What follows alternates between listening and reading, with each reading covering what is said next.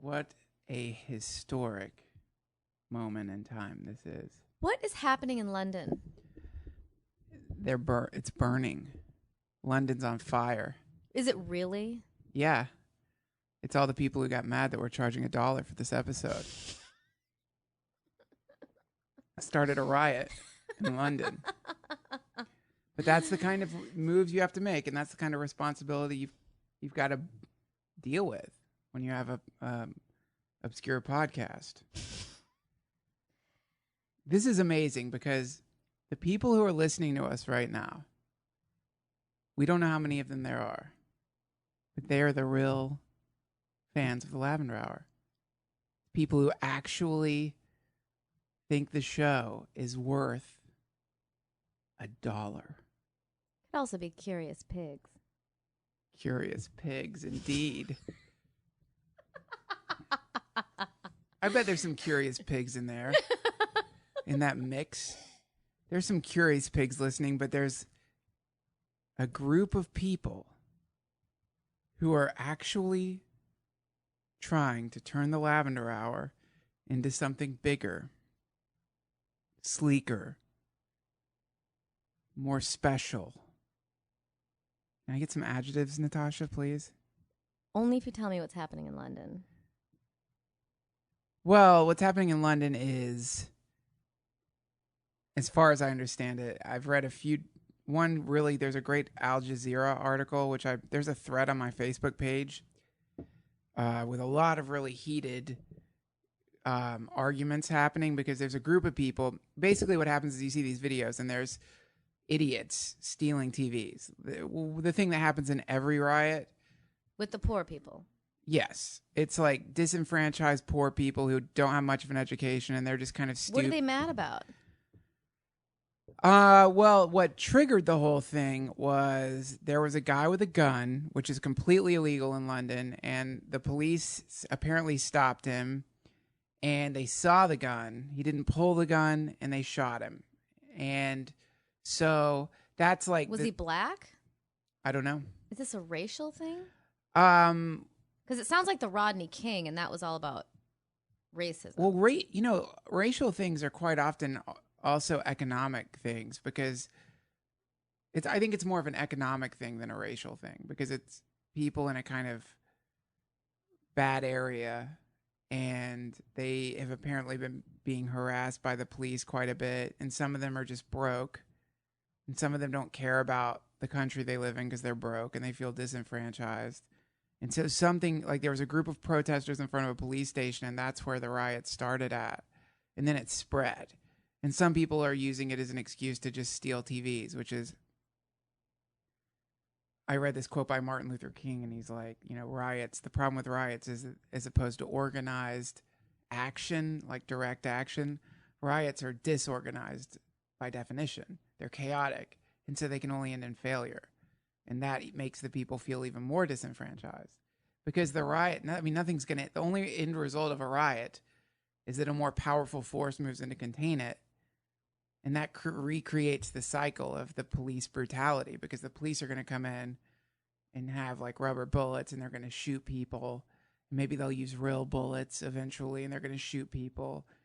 And then the people are going to stop. But then it's like, holy shit, now you're Iran. Now you're Egypt. That's what they do. Yeah, now you've shot your protesters. And they'll say, no, these aren't protesters. They're people who are rioting. It's not political. It's what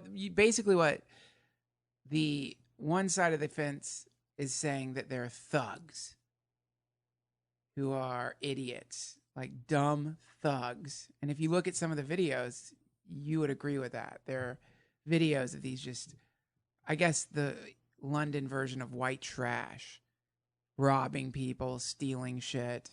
Like, are people in London scared right now that one of these people is going to bust open their doors? Who are the victims? Yeah. Who are they stealing from? They're stealing from any shop that they can steal from. There's like a mom and pop shop where Yeah. people are struggling. They're stealing from that. Yes. I don't understand what that proves. It's not like they're storming. Well, that's why it's a riot and not a revolution. It's a disorganized thing. But whenever that stuff happens, you have to look at the deeper meaning behind it. If your child goes out in the parking lot, out in the driveway, and burns down a car, you're not just going to say, well, he's a brat. He's a brat. That's what a brat does. And that's it. You're going to think, I wonder if this is because I've been putting that cattle prod in his asshole at night. Assholes. I wonder if it's because he has two assholes. You're going to, it's like the kids who like act up are usually some fucked up things happening to them. That was the point I was trying to make in that graphic, horrible thing I said. People who fuck up. Now all I can think of is little kids with two butts. Is that what you said? That's all I've been thinking about for years. I haven't been able to stop thinking about that. My friend's daughter, who's 2, calls her vagina her front butt. That's hilarious.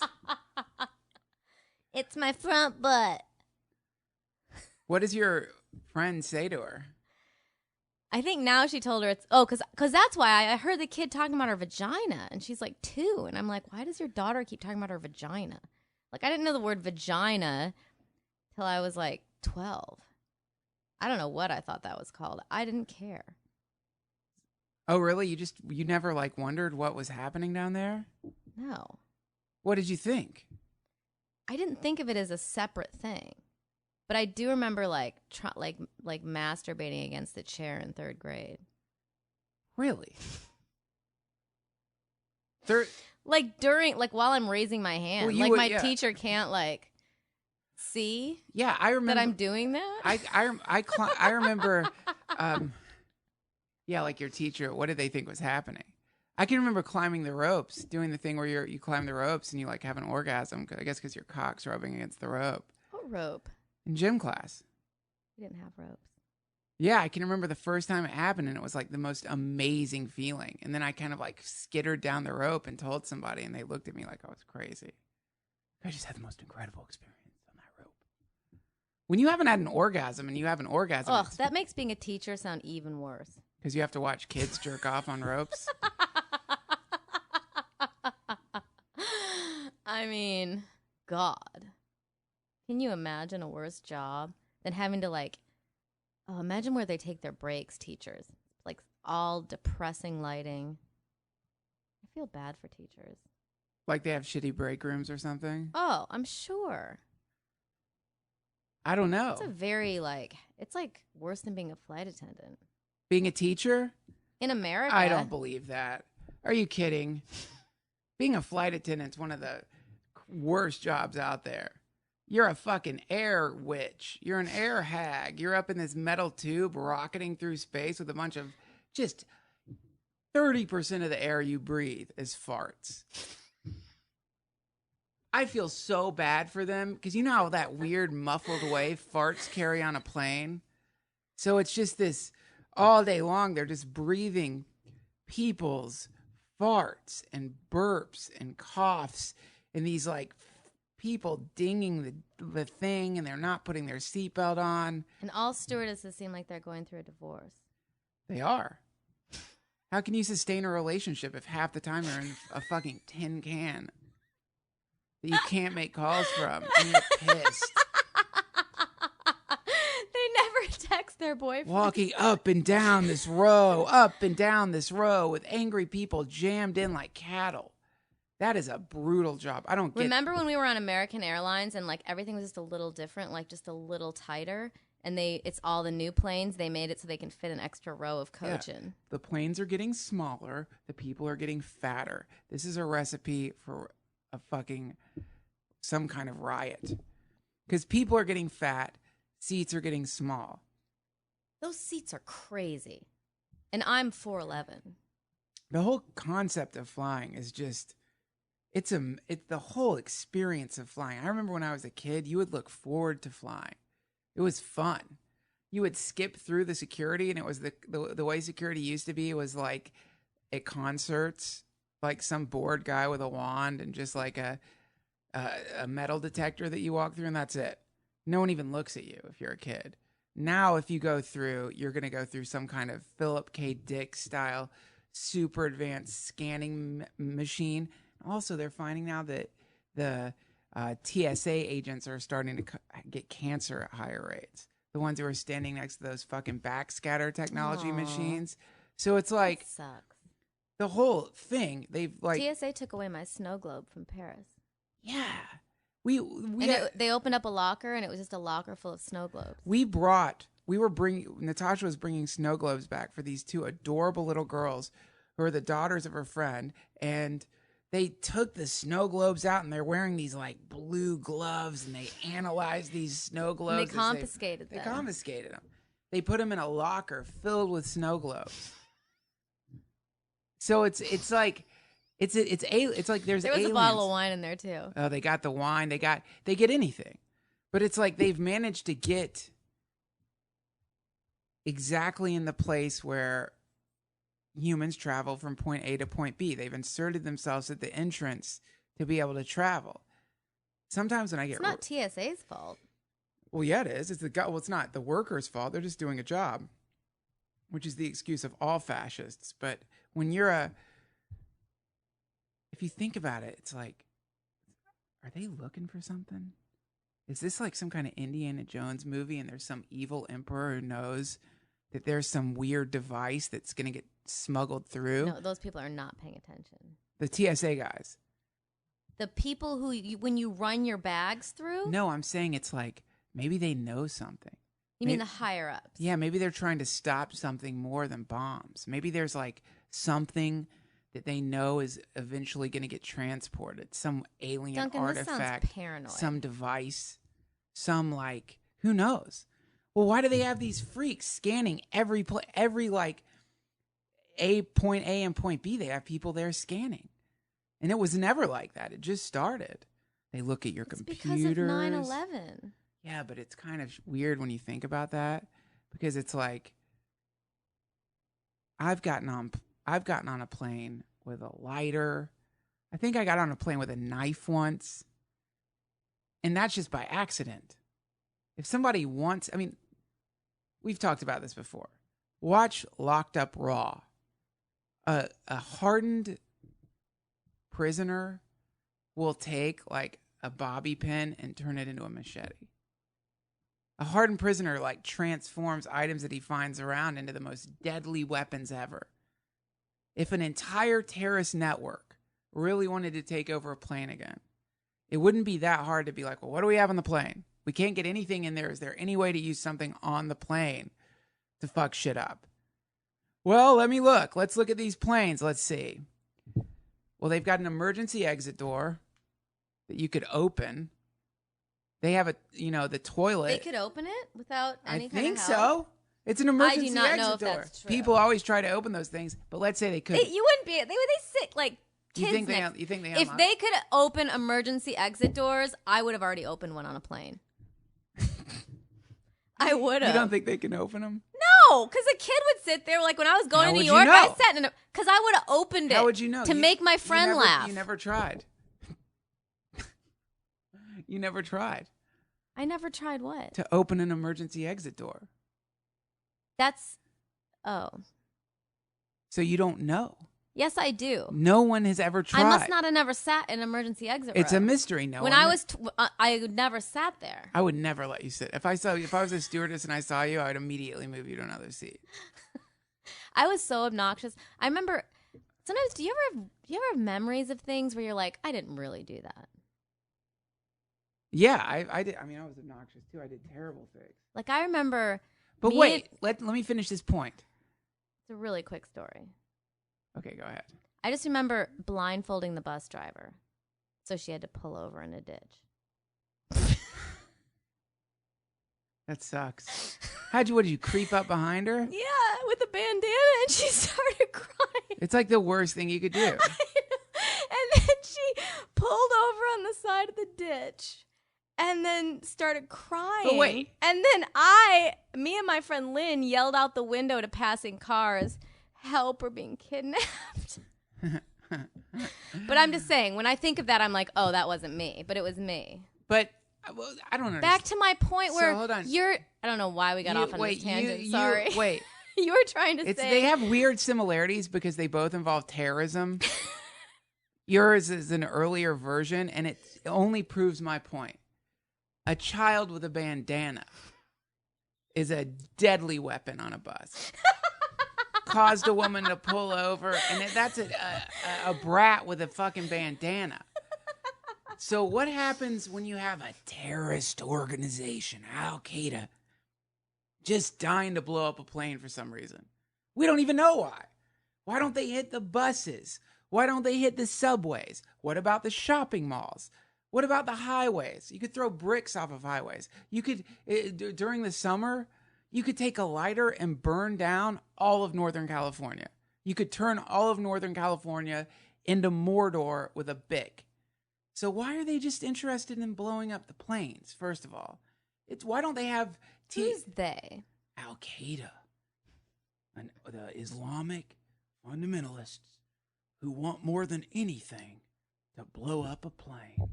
They don't want to get on a building with a sniper rifle and shoot people. They don't want to go drive. So you're saying 9/11 was an inside job? I ain't saying. Is that what you're saying? I would never say something like that. We need to get Janine Definitely an Garofalo inside job. But on this show.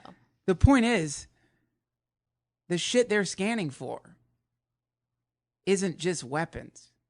They're looking for other stuff. They're out for something else. It's not just explosives. It's not just weapons. Because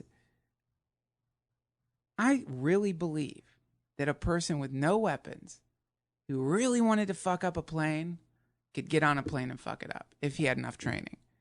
I don't think it requires a gun, a razor blade, anything. I think you could figure out how to do it with just components that were on the plane. And I think people would have thought of that by now. And if someone was really intent on blowing up a plane, they would have. I'm just saying I don't think security needs to be quite as tight as it is. That's all. I mean, pennies. You can take pennies onto a plane, right? You can take change onto... Can you kill someone with a penny, Duncan? Sharpened penny. How do you sharpen it? I'm sure you could. Whittling it while Sure. you're waiting? A razor sharp penny. While you're standing in your Southwest line, category C. You're Al-Qaeda Agent numbers Z. 24 You're through Al-Qaeda Agent Z. 37. You've been training... Sharpening a penny. You've been sharpening pennies in the dirt in Afghanistan for 6 years, muttering weird prayers to Allah and waiting for that glorious moment where you get an American air and zing those sharpened pennies through the backs of as many American heads as you can. The argument that you can kill someone with a sharpened penny, probably not the best one to prove this point. I bet you could. A razor sharp penny? You don't think you could kill someone with a razor sharp penny? Easy. If the penny was razor sharp, it wouldn't get into TSA. How do you know? They don't, like, someone's really going to examine the change. How would you stab someone? Oh, I guess you could. Look through those pennies. Look through those pennies. Make sure none of them been sharpened down to a deadly point. I'm just saying, just an idiot who's stoned on a podcast can come up with like 20 possible ways to take down a plane. So an Al-Qaeda operative who's studying it would have figured this out by now. So they're coming to get us in other ways besides in the air. They're coming to the ground too. Is that what you're trying to say? No, what I'm trying to say is stop going through my fucking computer bag. That's annoying. That is actually worse than the flight. There's cord. There's some mysterious bits of pepper. That's all you're going to find in there. And a computer, you assholes. Yeah, what's in the computer bag? Or in the computer. I mean, I guess... Or in the liquids. What's in the liquids? Explosive gels. But you can carry a lot of... Or acid, maybe. Maybe some acid, so you pour it through the plane. I mean, basically, people sit around in some room and they get really fucking freaked out. And they're like, okay, what are all the possible ways someone could destroy a plane? And then they like try to scan for all those ways that they can think of.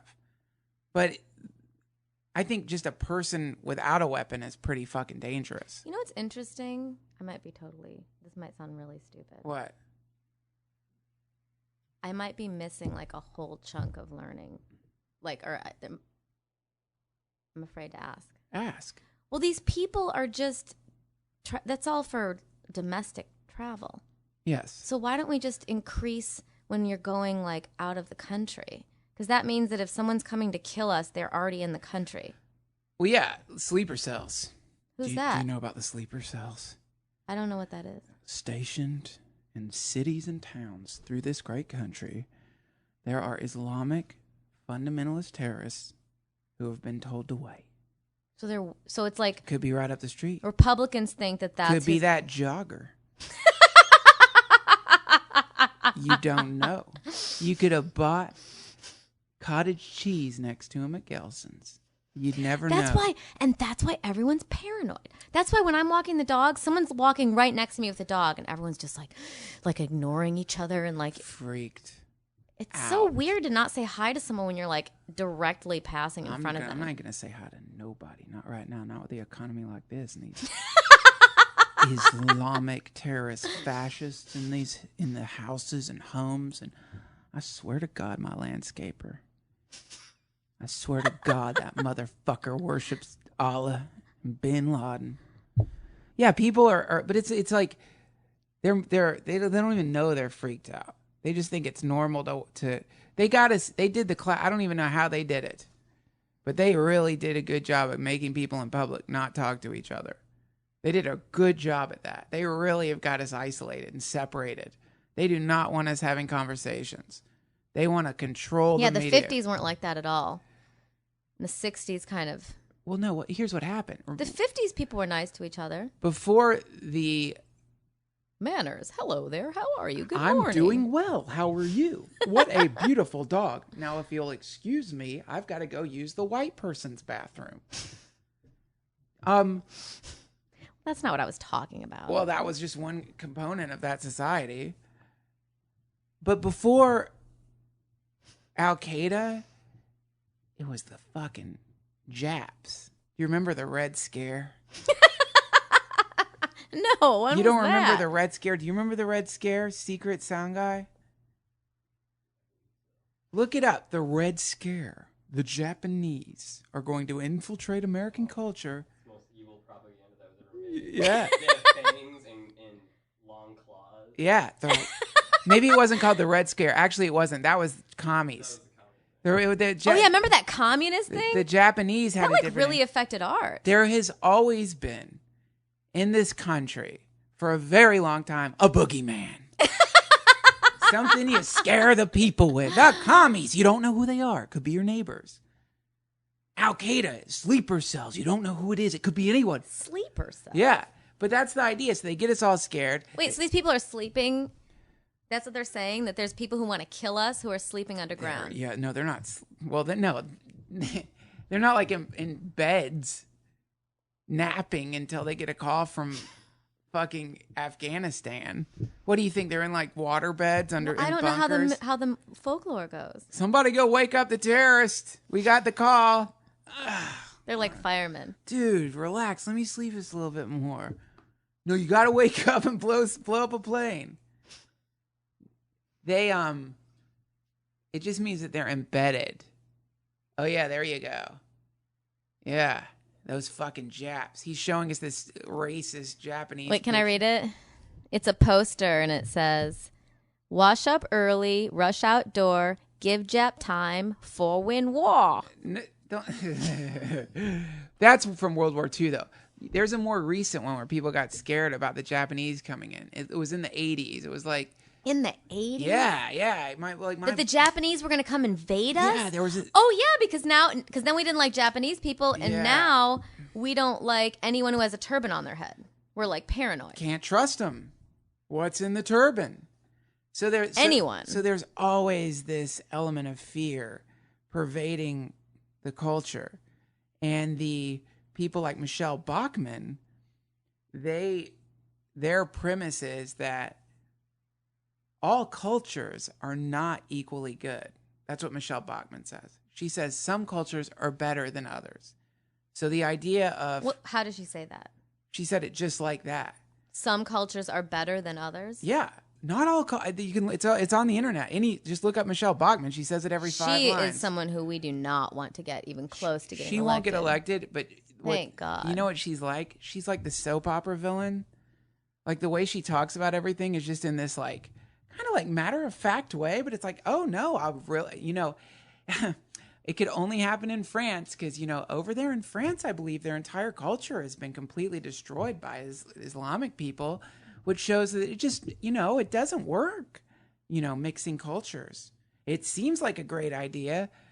Yeah, not all cultures are equal. That's what she says.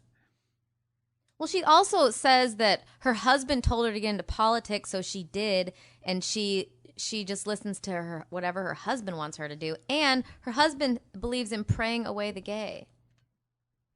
Which is, I mean, did he make it rhyme? He made it rhyme on purpose, like as some kind of mnemonic device so he could remember it because he's too He dumb to probably remember teaches it at his academy. Well, he's gay, clearly. His academy, that he has an actual academy So where he teaches men who think they gay to not be gay. That is a fetish for a specific type of closeted gay guy. Basically, that guy is That was in a movie. He has created an erotic chapel where every day he gets to come in and dominate a bunch of gay guys who are super submissive.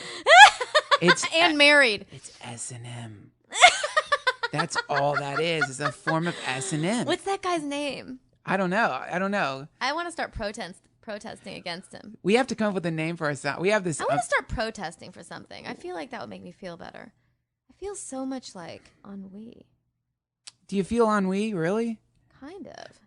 And I feel like there's so much going on that's like evil right now. And I feel like everyone's just distracted and making jokes about being distracted. Yeah. So it kind of takes the pain away.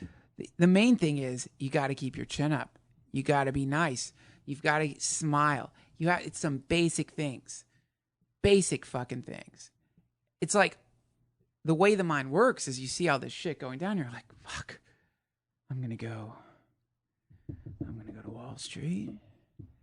I'm going to use metal clippers to cut the balls off of that bull statue that's in all the pictures. Somebody emailed me that. But really, the thing to do is first recognize people are really scared right now, whether they admit it or not.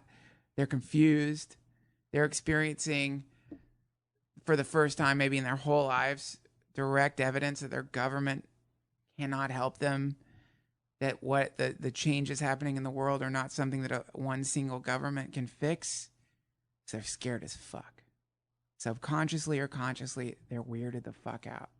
Some people are probably contemplating suicide and not talking about it. I think when the darkness gets really intense, people just kill themselves to escape it. People become suicidal because they want out. They don't want to be part of it. So the best thing you can do, I think, is just be mindful of the fact that people are freaked out. That's the first thing. People are on edge. And then be compassionate like you would with people who are freaked out. And, just try to be a little upbeat. A little I mean, if you can make yourself happy, make yourself happy. But the chances are, it's like sometimes making yourself happy in the midst of a psychic maelstrom, which is happening on this planet right now. It's like trying to stay dry when there's a torrential downpour. You might not be able to make yourself happy. You might not be able to get happy right now. Things aren't that bad. Well, I mean, for some people, for us, I think we have we're a little lucky and we have really cool lives in certain ways.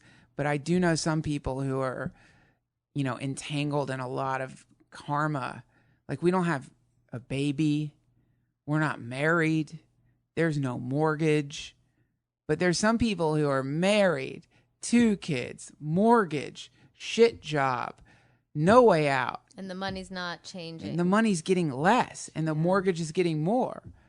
So you've got this recipe brewing in the land for absolute misery for most people. You're right. And so it's like... And they can still have nice cars and, go out to eat. So you still feel like, you're... just going through the motions. Because underneath it all, you feel that clock ticking. You feel the fucking chains cutting into your psychic legs and Duncan, neck you're and scaring me. arms. You feel the darkness. And so it's like that place is the perfect fucking place to get enlightened. But people don't realize that. They think they're trapped forever. They don't understand that the actual trap itself is the guru, is the opportunity for learning, is the opportunity for super evolution, is the place where the tiger rises from the heart of man and, reshape society. But anyway, as far as just walking around, I think instead of protesting, protest. But before that, try to be fucking nice to people because they're on edge. Once I got in an inner tube, my dad was fishing from a motorboat and he let me sit in the back of the inner tube. And I sat in that fucking inner tube for like 5 hours straight, maybe stopping to get water once in a while. It was one of the greatest days I ever had, just bouncing on the waves and staring up at the sky. I got home. My fucking ass and legs, all the skin had been completely removed by the inner tube. So I couldn't sit. Anywhere I sat, it was the most excruciating, agonizing pain that I've ever felt. So I had to I think I was on my knees watching TV because I couldn't sit down. My ass was bright red. That's how many people feel every day in their hearts. They can't get comfortable. They can't get happy. Their hearts are like the buttocks of a mildly chubby 12-year-old who just was on an inner tube for 6 hours in the sun. So you got to recognize that, approach people tenderly. I think that's the. I'm nice to people. I'm not saying you, I'm people in general. It's so easy to be a dick. It's so easy to be a fucking asshole. I was just heard a soundbite on Mark Maron's thing. He's interviewing Odenkirk, someone I really respect and think is hilarious. And Odenkirk's like, I don't understand why you have to be so nice to everybody. That was the sound clip. And like, I do understand why you have to be so nice to everybody. Because if you're an asshole to people, it's the same as littering. Yeah, but Bob's different. Is he? I think he's a brilliant artist. I think he's one of the funniest people ever, but that doesn't necessarily mean that the idea of somebody who let's say it's someone like Bob Odenkirk, who if I get around, I'm super nervous because he's a genius and he's made the most incredible things. As far as stand-up comedy goes, he was the first time Mr. Show is the first time I ever saw comedy that made me excited since Monty Python. So he's super respected. And I didn't hear the whole interview, so maybe he transforms into something positive. But if you're super respected and you say, you don't got to be nice to people, Bob Odenkirk's super smart. So his version of not being nice to people is probably sophisticated and cool and probably helps people in some way. But the people who respect Bob Odenkirk, when that thing washes through the brains that it's spraying into from all the speakers and car speakers and headphones and iPods, some of those brains are not fucking genius comedian sketch writer brains. Some of those are dumb brains, vinegar brains, dipshit brains, retarded brains, the glue sniffing brains, statistically. And those people are like, yep, fucking Odenkirk's got that one right on. I gotta be fucking nice to people. Why do I gotta be fucking nice to some dick, nerd, bitch, fag? I don't have to be nice. So I think he can do what he wants. Odenkirk, yeah. But I think, maybe you're right. Maybe he shouldn't promote that to, as you say, vinegar brains. Yeah. Although I've never heard that term Vinegar before. brains. But I do think that if you put out a certain amount of things that are helping, then maybe you're exempt. Sure. Yeah, you get a green card or something. I don't know. I mean, you get to say to be yourself. You get to say whatever you want to say. Some people just want to be themselves. Some people are pyromaniacs. What Bob is saying is he doesn't understand why you have to want people to like you. That's what he's saying. Well, I mean, the quote is different. We'll put the quote up. Whatever he got in a soundbite, that's not the whole conversation. I didn't hear the conversation, but I know Bob, and I'm sure that's what it is. So, but let's say he's saying, "Don't be fake." Let's say that quote. Let's say that quote is taken out of context. You have to even that was on the radio. That was coming through NPR. It's like that, and that's the most distinguishing thing they picked out, I guess, to identify him as a character. And it's funny. It's a funny thing to say, and there's something to it that's yeah, I kind of get that. I don't think you have to be responsible for everyone that hears what you say.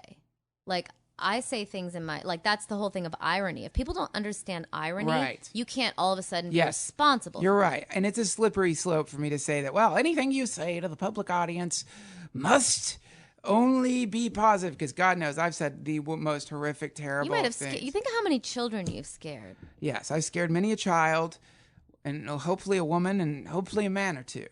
But I guess what I'm trying to say is there's a specific version of how you go around your day. And one version is, fuck it. I'm just a dick. I'm going to say whatever the fuck I want all day long to whoever I want. But weirdly, people who have that attitude, when they say whatever the fuck I want, and they're around people, beautiful things aren't coming out of their mouths. It's always shitty things. That's that's the asshole anthem. I'm going to say whatever I want because I am who I am and I don't give a fuck. And I don't take shit off of nobody. I tell it like it is. I tell the truth. You want the truth? Most people don't tell the truth. You come to me because the truth fucking hurts. You want to know how you know the truth? Because you're hurting. And I'm going to make you hurt with the truth. You're fat. You're lazy. You're ugly.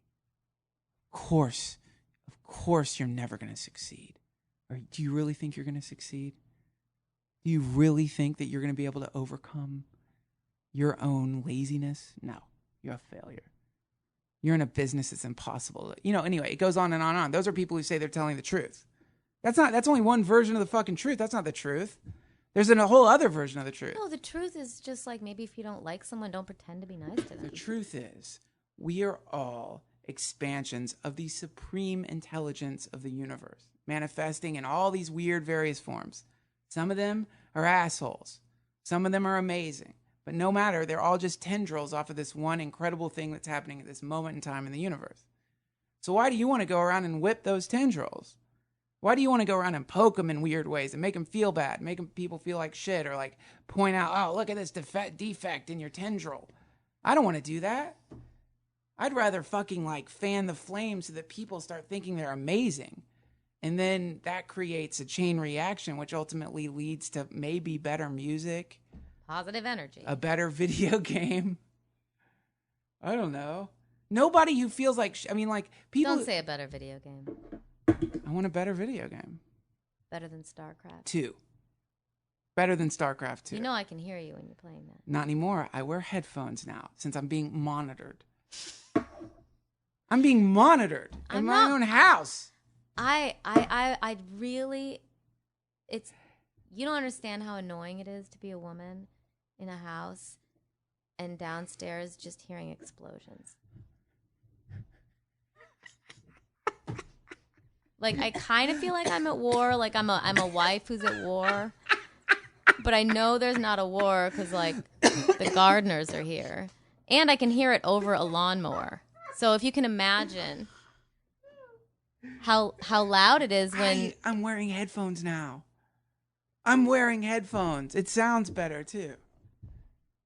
StarCraft 2. Oh, my God. For those of you who don't know, is, as far as I can tell, the greatest game ever made in all of history. You got the video game pallor. When people... Don't take it to the level of my complexion. When people first started playing chess... I guarantee chess is there like were a pastoral when people were starting sport. to play chess, I'm sure there were girlfriends who were like, "Oh, playing with your little horsies." Hey, here we go.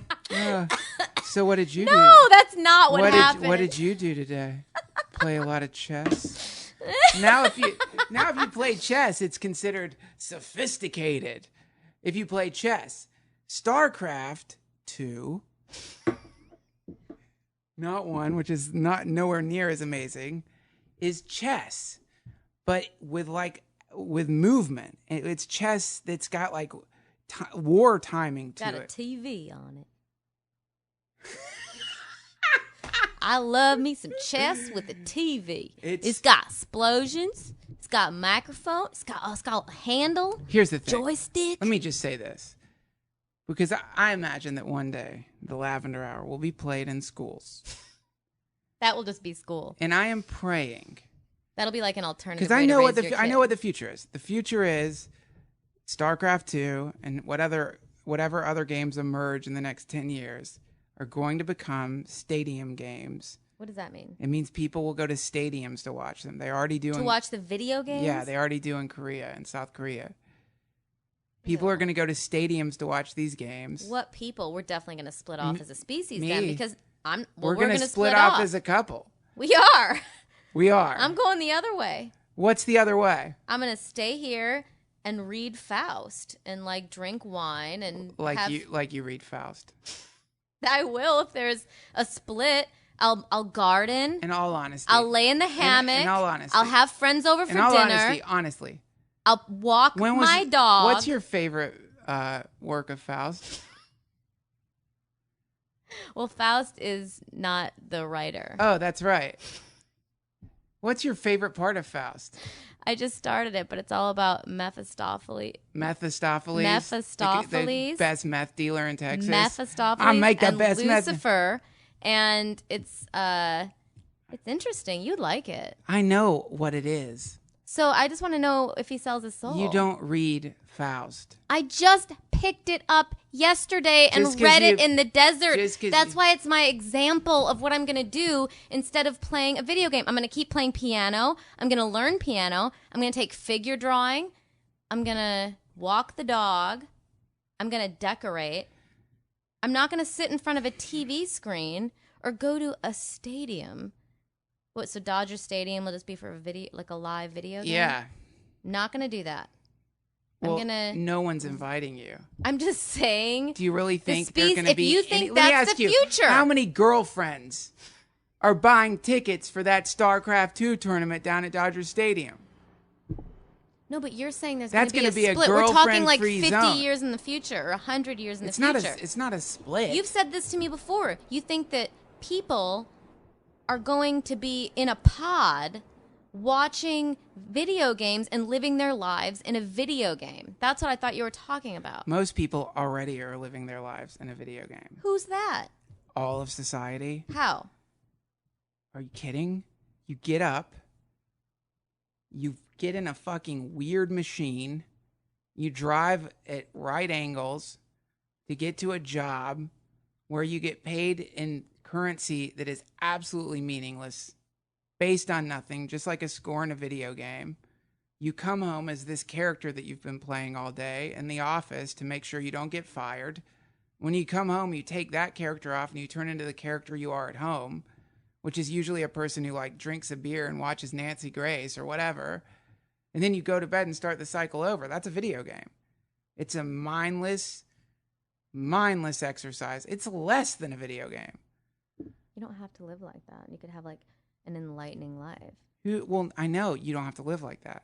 But most people have kind of like what you're talking about. Your idyllic life that you're talking about, laying in the hammock, reading Faust, my favorite playing piano, taking pianos, taking figure drawing. You are a very ambitious... Learning French. You're an ambitious, driven person. And I live with you, so I know the reality of your life. You don't do that. Yes, I do. Hardly ever. I played piano today. You played piano. I laid in the hammock yesterday. I'm learning French. Well, okay. But most of your time is filled up with working really hard at your career. I read Faust yesterday. Most of your time for the last year or so is like fixated on that, as it has to be successful. So well, if you mean going to an audition and having my phone on when people call me and just going, I'm saying constantly working. What the point I'm trying to make is people have this idea in their head. The idea in their head is the fantasy idea. And in this fantasy, it's where you finally get to put down the great burden of your life. You know, and it, you know, that gets like, that's the carrot that dangles in front of so many people. They call it their pension. And then when it's their first day of retirement, they're going to lay in the hammock and they're going to read and they're going to take care of all this stuff that you just listed, all the romantic life. That's a fantasy for most people. And they believe that there's going to be a time when they can embrace that and really... Yeah, at the apocalypse, at the split. No, not at the split. You got to do it right now. I mean, maybe that is the kind of revolution that needs to happen, but it's like everyone has in their mind this thing that they're when they finally get to rest. There's a great Alan Watts cartoon. It'll be on Go Deeper, and it shows this hilarious cycle of life that people go through, where you get into fucking, you're in school, and in school they're always telling you work harder, and you'll get to a good college. That's the one animated by the South Park people. When you go to a good college, work really hard, and you'll get a good job. You get a good job, work really hard, and you'll get a really good retirement. By the time you finally get that stuff, you're shattered. There's nothing left. You can't enjoy it. You're fucked up. So it's like the idea is you have to go on vacation right now. You have to retire right now. That doesn't mean quit your job. You have to like give up all the worry and the fear that drives you. I mean, it'd be one thing if these people working really hard were working because they love it. When you love your job and you get a job that you love and you get to do it, you know, that's a whole different thing. I mean, I don't know what that would feel like, but I love doing stand-up comedy, but it's a up and down kind of profession where there's no security, and a lot of times I'm just terrified because you never know how things are going to go. But I'm sure out there somewhere in the hills of North Carolina, there's a guy sculpting right now whose heart is like filled with butterflies, and who's going to like enjoy a nice like glass of wine and then go to sleep in some amazing bed in his cabin and listen to the fucking crickets or something. I'm sure that's out there. But I think most of us are terrified. Terrified. We live with a specter of horror in our hearts. And we just walk around pretending everything's cool and having this imaginary day in the future. What's your heart full of? Fucking terror. I'm scared all the time. I mean, shit. The hounds are barking at the fucking door constantly if you're a comedian. You know, it's like, if you have and by the way, I love being a comedian. Please don't take this as some kind of like comparison thing or anything, but it's like, you know, there's two forms of work, freelance and corporate, like a job in a corporation, freelance and corporate. Comedians would fall into the category of freelance. Right. So it's like when you're freelance and you put your check into the ATM from the little acting job you got or the little writing job you got or the stand-up comedy check, which ain't much. When you put that check into the ATM and watch the ATM suck that check in and there's no other check coming, that's when you start hearing the fucking clock. No, you hear the clock even when you still have money. Yeah. Even when you have money, there's that evil clock. Your clock is just about money. That's something the Rogan. Clock changes. By the way, that's an idea Rogan gave me. It was this idea. Yeah, right. The thing that he said the only thing that's different, because you told me this, it stuck with Yeah. me. He said that Joe Rogan said the only thing that's different when you have money is that you stop hearing that fucking clock stops about money. Yeah, But everything else is. Everything else. All right, I gotta make a pee-pee. Commercial. Oink, oink, oink, it's the Teacup Pig. Hey, everybody, it's me, the Teacup Pig. And this is going to be my last Lavender Hour. That's right. You heard me right. I'm quitting. Because Duncan and Natasha have the audacity to charge $1 for their dumb podcast. And let me tell you something, buddy. If you start paying $1 for a podcast, then the next thing you know, people are going to start charging for everything. Gasoline and DVDs and air conditioning and electricity and cable TV and comic books and ice cream cones and wristbands and knee-high socks are all going to start costing you money. And then all society's going to fall apart because people are going to be exchanging goods for services, and that's the last thing we need with the economy the way it is. And it's that kind of philosophy that got us into this mess in the first place. Everything should be free. Everything. You should be able to wander into somebody's house and take their VCR and plug it into somebody else's house and sleep in that other person's bed and wear their clothes and underwear and wigs and makeup and tie up their wife in the basement and burn her with cigarettes and set the house on fire and then go burn down churches. Do you want society to not be like that? I guess you do. And that's why you pay for this podcast, because you're pussies. Well, I'm on my way. I've packed my knapsack, and I'm heading down the road. The free road. They don't charge me to walk down the road. They don't charge me to throw matches into dry patches of grass. And they don't charge me to slash tires. It's free. And everything should be, and it is. I'm out of here, and I hate you. Oink, oink, oink is the Teacup Pig. And next week, stay tuned. On Monday, a new Lavender Hour is coming out. We love you very much. Bye now. So, we're back. And Anyway, Why are you so intense, Duncan? You're- Why don't you take your own advice? well, no, that's the thing. It's like, if I could figure out how to take my own advice, if I could figure out how to like alleviate the terror, the fear, the conditioning, then that's like the great accomplishment of my life.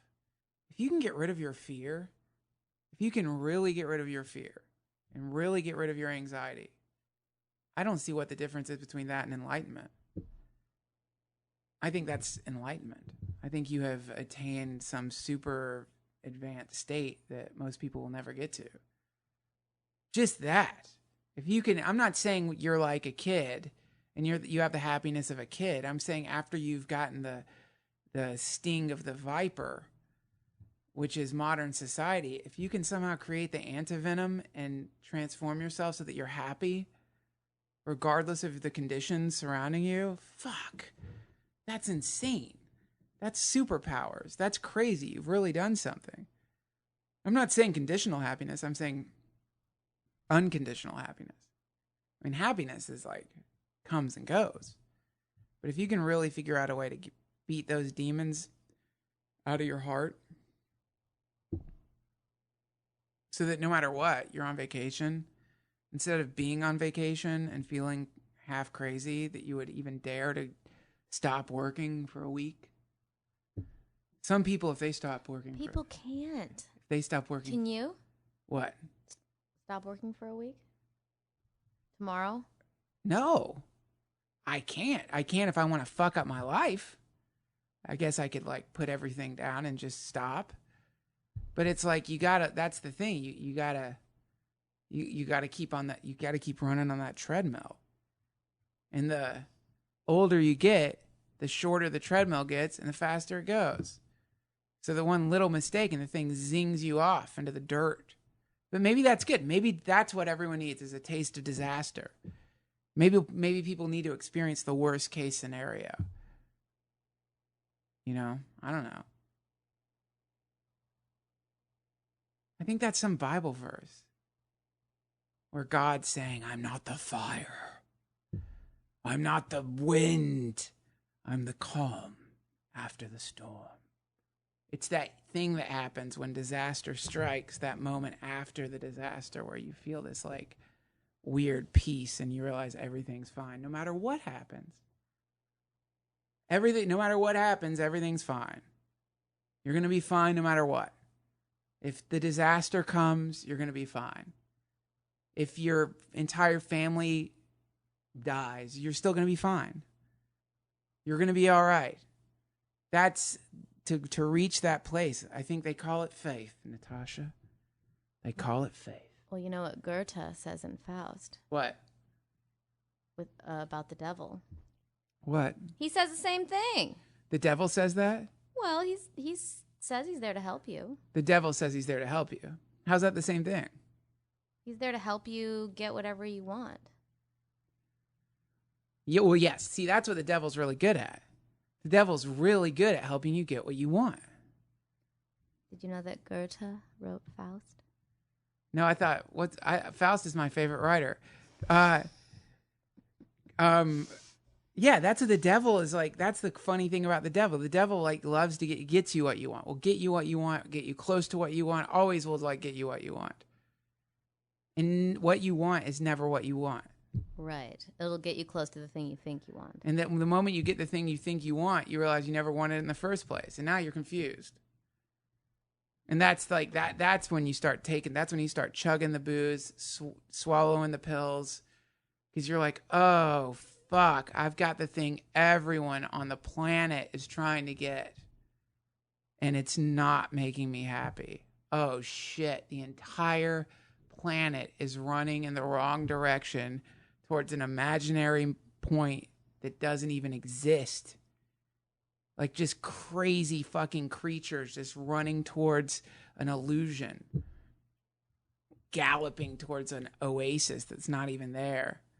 Eyes glazed, credit cards going up every second. And then they get it and it's like, oh, I got this thing, big fucking deal. I mean, look at a kid. Give a kid a present. There, you'll see the wrapped up in that the entire problem with capitalism. Give a kid any toy, and the kid's going to get sick of that toy eventually. Kid never wanted the fucking toy. The kid wanted the feeling that came from the toy. Big difference. You don't want a thing, you want a I feeling. bet you kids teach you that. That's probably one of the things they teach you. Just the foolishness of, desire.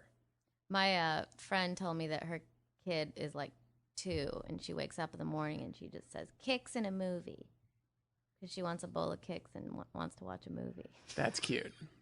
So like every morning she just gets what she wants. She gets kicks in a movie. That sounds like a name of a good podcast. Kicks in a movie with a little brat. I do like the idea though of like that a kid can, you learn about, you're reminded of that every moment when you're with kids. So when you're just with adults who have the same problems as you just keep having the same problems. Yeah, right. Dogs can't really teach you that. No way. Kids would really teach you something. It's like being around kids are kind of like an ionic breeze. What's that? It's that thing you could buy that blasts positive ions into your apartment so you're somehow rejuvenated. I mean, I guess when things are going good with a kid, it shows you what happiness can really look like. Because like kids are these carefree creatures they're not inhibited and they're not scared. You're seeing something that's untainted by fear. Right. As a teacher. Or at least a reminder of that other thing. You're seeing it in the reverse. You're seeing it before they realize that kids are kept in this funny sanctuary that inevitably ends in the moment they wander out. It's the Garden of Eden. Every kid starts in the Garden of Eden, and then eventually they get kicked out of the garden, and they realize, oh, no, we were lying about pretty much everything. I'm going to die. Your dad's going to die. You're going to die. We hate each other, and the world sucks. So that was fun for like 12 years. That's what happens. And then you get scared, and then you take on all these like calluses in the form of personality disorders, and that's what adult life is. Adults are just calloused old blistered babies. Those fucking gnarly, blistered, calloused babies. I don't like anyone. I hate people. I hate people. I'm just not a people person. I just hate people. You don't hate people. Well, some kids hate people. I don't know about that. I think people love being loved, and people love getting attention. People love being wanted. People love being needed. And you don't get that at some point in your life. And then instead of just dealing with the fact that you're not getting the love you need, you're like, well, people must suck. I just hate people. People are shit. I'm just not a people. I mean, you are, everyone is a people person. Not a people, people are annoying. But as like delivery mechanisms for love, they're amazing. And where else are you going to get it from? Fucking yard? Your StarCraft 2, maybe. I like what Gold League. I like what Bob Odenkirk said. Well, I mean, it appeals. Because you know what? What? It appeals to me because everybody pretends that they like people they hate. No, I'm not advocating that, though. Nice to like not just like be nice to everybody. You don't have to be nice to everybody. I mean, it's nice to like be nice to people who need help. Somebody on Reddit posted this thing that I thought was really brilliant. Reddit.com is my favorite website, and they have I can't remember the name of it now. They have funny questions. They'll ask questions to all the members of Reddit, and usually the responses are hilarious because the funniest responses get voted up to the top, and so it's always hilarious. Oh, so you always get like the best response. The best response. It's very funny, and it's awesome. It's a great way to get get information. It's really cool. So somebody said, pointed out, like, what about what's the thing where if you don't have coffee, you get to be an asshole? What is that? It's like you don't have coffee, so you get to be a dick. I did that today. I know. How do you know? You do that all the time. So what's really happening is not that you need coffee. What's really happening is that's one part of your personality that you're letting come out at that time out of laziness. That's true. And that's what I'm talking about. Stop the excuses. Yeah, you feel like shit. It's the morning. You're tired. You had too many scotches the night before. Now you feel bad. You feel like shit. Don't act like it. You don't have to. And don't make coffee your fucking excuse. And all day long, people have these excuses for being an asshole. Not everyone drinks 9 No, scotches. they don't. That people go around, they're like, my car broke down. I'm losing my job. My husband's a dick. I haven't had my coffee. Haven't had my medicine. Haven't had my pot. Haven't had my this or haven't had my that. So what? Be nice. That's all you have to do. Be nice. That's your job. And if you want to say that's faking it, no, I'm just going to be honest. I'm going to be a dick. No, you're not being honest. You're being lazy. There's a big difference. To be honest, you have to know the truth. Most people don't even fucking know the truth. How are they going to be honest? I'm just going to say it like it is. Well, what is it like? I'd love to hear because I sure as fuck don't know. Just about something specific, like an idea they don't agree with, a person they don't want to get on board with. No, all that stuff's fine. But there's ways to like deliver that information without being an asshole. Have you seen my tweet stream? Your tweet stream's hilarious. I'm talking about the day-to-day antenna rubbing of this fucking primate hive has got to get cleaned up. These lazy sons of bitches. Did you say antenna humping? And no, antenna rubbing. Oh. We're all rubbing our antennas. We go down the street, no matter what, you're rubbing your antenna with someone with a little bit of eye contact you make. The way you look away quickly, or your face falls down, or you don't smile back at someone who smiles at you, all that bullshit that you're doing is pollution. It's the same as having BO. You're stinking up the place with your shit psychic energy. You talking to me? I'm talking to all of us. Me too. You're in your car and the guy doesn't let you through and you fucking beep longer than you need to, so the person walking their dog has to hear your fucking anger beep that solves nothing other than some weird auditory punishment of some guy you'll never see again in your life. Grow up, you fucking rush hour cunt. I'm going to stop texting while I'm driving. I'm making that pact right now. That's a great pact. You drive like a loon. Driving with Natasha is scary. You drive like a loon. No, I don't. You drive over curbs. What else are you supposed to do with them? Not drive. Oh, curbs. You're supposed to go around them. What do you think? They're there to slow you down? You think the city puts curbs as brakes to help you slow down because you're texting and you don't want to fucking look to know when to push the brake? Don't text and drive. God damn it.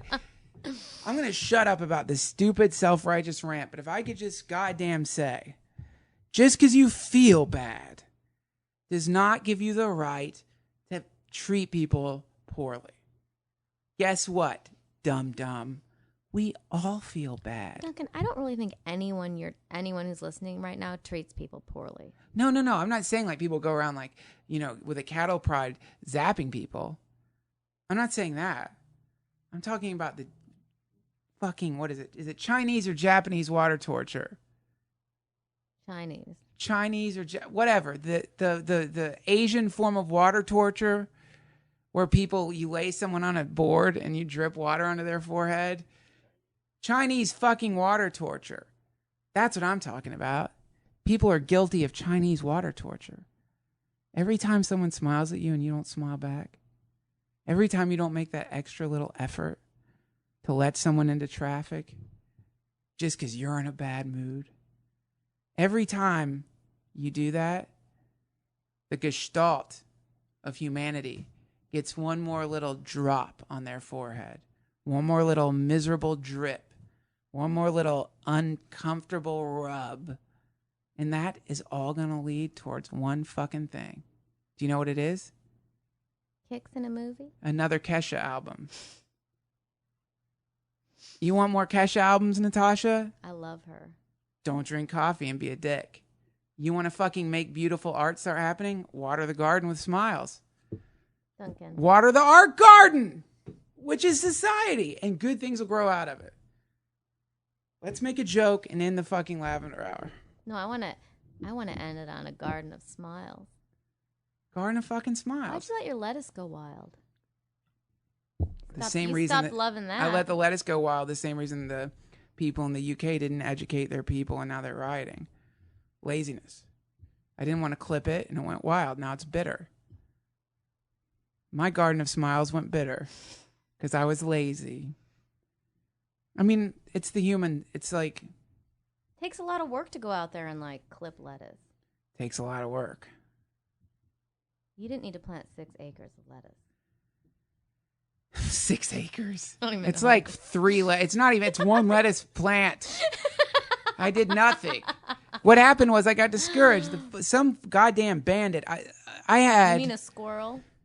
Well, that's what it called itself. But I had beautiful red peppers, a melon that I'd been watching for weeks slowly grow into this green thing, some tomatoes, and some beans.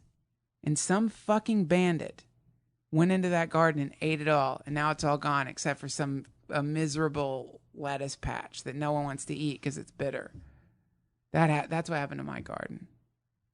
You watered it for like 8 days and then you were over it. Shit, no, I didn't. I watered that sweet, verdant patch for at least a week. Fortnight. Oh. A week.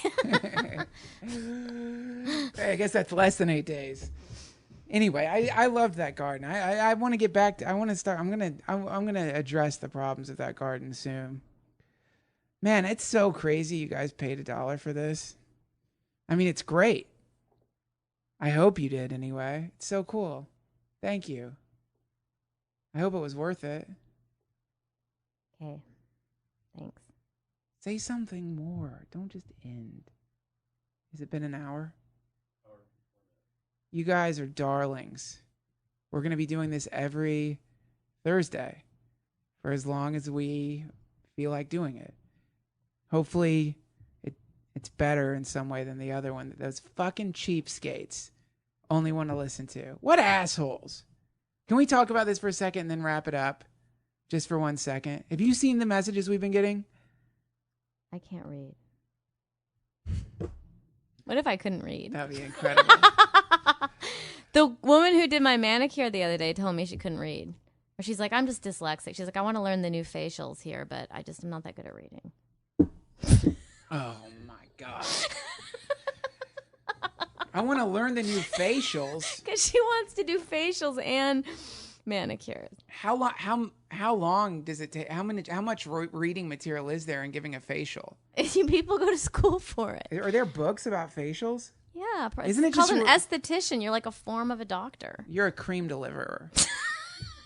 Is what you are. You smear cream on a face. What's the reading involved in putting cream on someone's face? Well, she probably has to read. She has to read what's on the bottle. So it's the bottle. She can't read a fucking bottle? How do you fail at cream delivery? Oh, I really want to learn how to smear cream, but I can't read a bottle. So what does she do? What does she do? She gives manicures in the desert. God, so her dream is like, one day I'll know how to get cream on these faces. I know I've seen Sally do it, but I should read the bottle first. What's the complication in giving a facial? I don't know. Maybe she can't read that good. The fact that people pay for facials is fucking weird. You don't even know what it is. Yeah, it is. They smack cream on your face. They smack it. They peel it off. However they do it. They rub it in. They rub cream in, and they peel it off. What's the... No, you know what they did? When I got one, they put weights on all my pressure points. And then she rang bells, like, on either side. That's a massage, not a facial. Well, it's not a massage. You don't even know. She called that a facial? Duncan, you've never gotten a facial. I'm going to guess you've never gotten a facial. Put No. You lay down naked, and they, like, give you a massage, and they extract your pimples, and they, like, buff your face. Buff your face? Like with They have a thing? Yeah, and then they, like, put, like, heat on it in a certain way. They give you, and nothing for $20, you get an eye lift and rejuvenator. Nothing happens. And you walk out of there basically looking exactly the same. Do they work? I don't know. I think it's placebo. Somebody rubs like a bowling ball polisher over your face and then like rings a bell. You pay $200 and you look in the mirror and you have to decide you look better because the alternative is impossible to grasp. I'm going to ring bells. Like that's going to help your complexion. Helps your equilibrium. You know what? Maybe there's some mystical things. I mean, your face looks great actually, and you just got a facial. So it works. So there you go. Get facials, guys. All right, say what you want to say so I can. I don't think you need to say that. Why? Why are you trying to tiptoe around? These people paid $1. These are the real Lavender Hour fans. The people you've been talking to are the people who have built this podcast into something we're excited about. They're awesome. There are... What does Lady Gaga call her? Don't quote Lady Gaga. What does she call them? Monsters. They're all monsters. You're all monsters. Ooh, our little monsters. No, the people who didn't buy it are the monsters. The people who didn't buy it, They're just monsters. jaded shitbags. Not that you have to pay. Maybe they're too busy to listen to No, 2.5 hours. Fuck, they're not a too. day, They're not too a busy. week. I'm not even saying people who didn't buy it. Whatever. Maybe you didn't want to go type your fucking card, and I get it. I'm like that. I'm saying the vocal people who are like, if I pay $1 for this podcast, then all the podcasts will start charging. Do they talk like your mom? Is that what that sounded like? The kind of the rampant paranoia in the internet community is annoying. I'll just find someone who listened and uploaded it, I hope, and download it for free. Love your show. Fuck you. I love you guys. I think you're wonderful. And I often listen to your podcast on my way to work. But I would never in a million years ever pay $1 to listen to your podcast. Ever. It's just not worth it to me. Love you guys. Hope I see you at a show. Fuck you! Dick! You dick! Don't email me! God, that's so annoying. That doesn't annoy me. It doesn't annoy me as much as I just acted. But it's just like, really? You're going to take the time to send an... Why are you sending me a thorn? You're going to take the time to bundle a thorn and honey electronically and send it to me so I feel bad for a split second? Just don't send a message and don't listen to the anyway, you guys are the best. Thank you. We love you. And Natasha has a little speech she wrote, and then we're going to go. But not until she does an entire speech. Here it is. Here. It's written down here.